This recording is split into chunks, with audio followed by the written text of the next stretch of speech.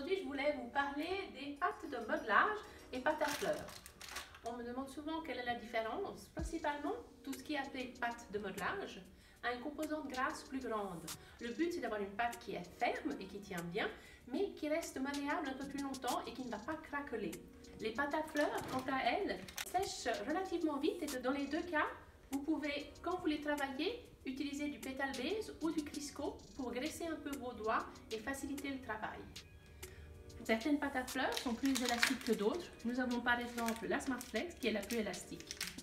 Ensuite, c'est à vous de faire vos essais entre les différentes marques et vos projets. Modelage de fleurs avec des pétales fins qui doivent sécher ou bien modelage de personnages que vous travaillez longuement.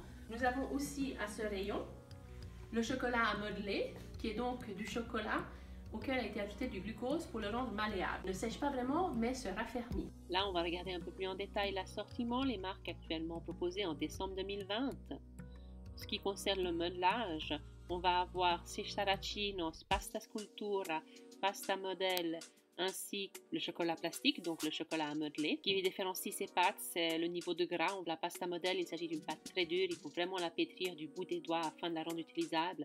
Et c'est la part de beurre de cacao en ramollissant qui va rendre cela possible. Nous avons ensuite pâte à modeler de chez Funcake ou de chez Renshaw. Elles sont aussi relativement dures, un peu moins grasses, mais à essayer pour voir si elles vous plaisent plus. Au niveau pâte à fleurs, on va avoir Renshaw Gum Paste en pas mal de couleurs. Et toutes les autres, on les a en blanc uniquement. Il s'agit de celle de Funcake, une pâte à fleurs assez standard. Celle de Smartflex, justement, qui est très élastique. De nouveau, une pâte de chez Saracchino, la bouquet, qui, elle, est pas mal plus molle.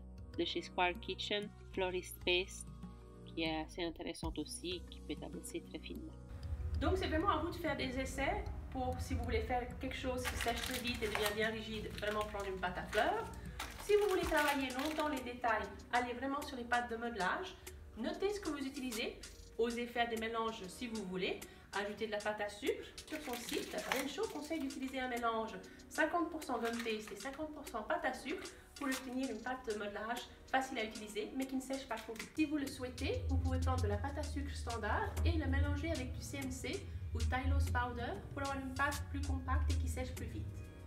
Notez bien ce que vous avez aimé ou pas aimé afin d'arriver à trouver le produit qui vous convient le plus.